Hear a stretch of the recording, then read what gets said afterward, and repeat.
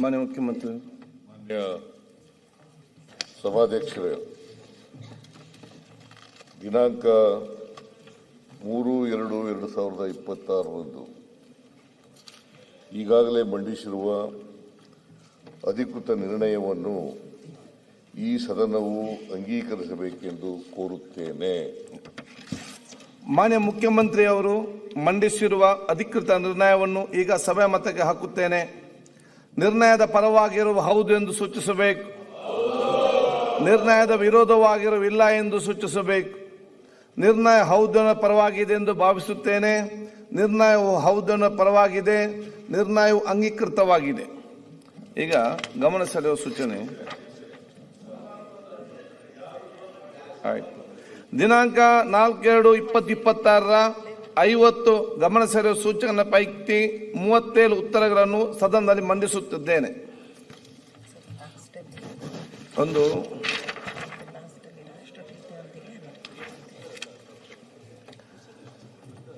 16ನೇ ವಿಧಾನಸಭೆಯ 9ನೇ ಅಧಿವೇಶನದ ಕಾರ್ಯಕಲಾಪಗಳ ಸಂಕ್ಷಿಪ್ತ ವರದಿ. 16ನೇ ವಿಧಾನಸಭೆಯ 9ನೇ ಅಧಿವೇಶನವು ದಿನಾಂಕ 22ನೇ ಜನವರಿ 2026ರಿಂದ 4ನೇ ಫೆಬ್ರವರಿ 2026 ಒಟ್ಟು 9 ದಿನಗಳ ಕಾಲ ಸುಮಾರು 48 ಗಂಟೆ 52 ನಿಮಿಷಗಳ ಕಾಲ ಕಾರ್ಯಕಲಾಪ ನಡೆಸಲಾಗಿದೆ. ದಿನಾಂಕ 22/1/2026 ಮಾನ್ಯ ರಾಜ್ಯಪಾಲರು ವಿಧಾನಮಂಡಲದ ಉಭಯ ಸದನಗಳ ಸದಸ್ಯರನ್ನು ನಿರ್ದೇಶಿಸಿ ಭಾಷಣ ಮಾಡಿರುತ್ತಾರೆ. ಮಾನ್ಯ ರಾಜ್ಯಪಾಲರ ಭಾಷಣದ ವಂದನಾ ನಿರ್ಣಯದ ಮೇಲೆ ನಡೆದ ಚರ್ಚೆಯಲ್ಲಿ 27 ಮಾನ್ಯ ಸದಸ್ಯರು ಭಾಗವಹಿಸಿ ಒಟ್ಟು 15 ಗಂಟೆ 17 ನಿಮಿಷಗಳ ಕಾಲ ಚರ್ಚೆ ನಡೆಸಿದ್ದು, ವಂದನಾ ನಿರ್ಣಯದ ಪ್ರಸ್ತಾವವನ್ನು ದಿನಾಂಕ 2/2/2026 ಮತಕ್ಕೆ ಹಾಕಿ ಅಂಗೀಕರಿಸಲಾಗಿದೆ. ಇತ್ತೀಚೆಗೆ ನಿಧನ ಹೊಂದಿದ ಗಣ್ಯರಿಗೆ ಸಂತಾಪ ಸೂಚನೆ ನಿರ್ಣಯವನ್ನು ಮಂಡಿಸಿ ಅಂಗೀಕರಿಸಲಾಗಿದೆ.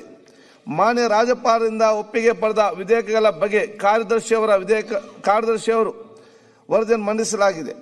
ಭಾರತದ ಲೆಕ್ಕ ನಿಯಂತ್ರಕರು ಮತ್ತು ಮಹಾಲೆಕ್ಕ ಪರಿಶೋಧಕರು ನೀಡಿರುವ ಕೆಳಕಂಡ 2 ವರದಿಗಳನ್ನು ಸದನದಲ್ಲಿ ಮಂಡಿಸಲಾಗಿದೆ. 1.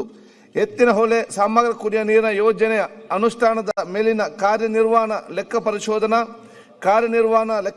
ವರದಿ ವಾಣಿಜ್ಯ 2026 ವರದಿ ಸಂಖ್ಯೆ 10. ಸ್ಮಾರ್ಟ್ ಸಿಟಿ ಮಿಷನ್ ಅನುಷ್ಠಾನದ ವರದಿ ಕಾರ್ಯನಿರ್ವಹಣಾ ಲೆಕ್ಕ ಪರಿಶೋಧನೆ ವರದಿ ಸಿವಿಲ್ 2025 ವರದಿ ಸಂಖ್ಯೆ 11. ನಿಯಮ 60 ಅಡಿಯಲ್ಲಿ ನೀಡಿದ್ದ 2 ನಿಲುವಳಿ ಸೂಚನೆಗಳನ್ನು ನಿಯಮ 69ಕ್ಕೆ ಪರಿವರ್ತಿಸುವುದನ್ನು ಸೇರಿದಂತೆ ಒಟ್ಟು 1 ಸೂಚನೆ ಬಗ್ಗೆ ನಿಯಮ 69 ಅಡಿಯಲ್ಲಿ ಚರ್ಚಿಸಲಾಗಿದೆ. ಈ ಅವಧಿಯಲ್ಲಿ ಒಟ್ಟು 4 ಅರ್ಜಿಗಳನ್ನು ಸದನಕ್ಕೆ ಒಪ್ಪಿಸಲಾಗಿದೆ.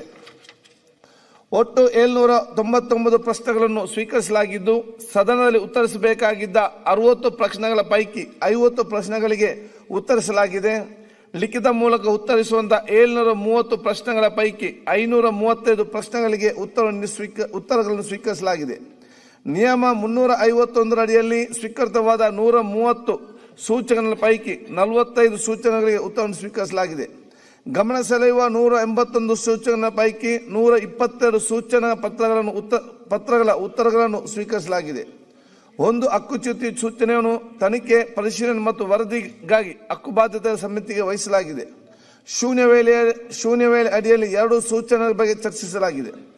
ಕೇಂದ್ರ ಸರ್ಕಾರದ ವಿಕಸಿತ ಭಾರತ ಗ್ಯಾರಂಟಿ ಫಾರ್ ರೋಜ್ಗಾರ್ ಮತ್ತು ಅಜೀವಿಕ್ ಮಿಷನ್ ಗ್ರಾಮೀಣ ವಿಬಿಜಿ ರಾಮ್ಜಿ ಕಾಯ್ದೆಯನ್ನು ರದ್ದುಪಡಿಸುವ ಬಗ್ಗೆ ಹಾಗೂ ಮಹಾತ್ಮ ಗಾಂಧಿ ರಾಷ್ಟ್ರೀಯ ಗ್ರಾಮೀಣ ಉದ್ಯೋಗಿ ಖಾತ್ರಿ ಎಂಜಿ ನರೇಗಾ ಕಾಯ್ದೆಯನ್ನು ಮರುಸ್ಥಾಪಿಸಬೇಕೆಂದು ಕೇಂದ್ರ ಸರ್ಕಾರವನ್ನು ಈ ಸದನ ಒತ್ತಾಯಿಸುತ್ತದೆ ಎಂಬ ಅಧಿಕೃತ ನಿರ್ಣಯವನ್ನು ದಿನಾಂಕ 3/2/2026 ಸದನದಲ್ಲಿ ಮಂಡಿಸಿದ್ದು, ಈ ನಿರ್ಣಯದ ಮೇಲೆ ನಡೆದ ಚರ್ಚೆಯಲ್ಲಿ 17 ಸದಸ್ಯರು ಭಾಗವಹಿಸಿ 6 ಗಂಟೆ 51 ನಿಮಿಷ ಚರ್ಚೆ ನಡೆಸಿದ್ದು, ದಿನಾಂಕ 4/2/2026 ಅಂಗೀಕರಿಸಲಾಗಿದೆ.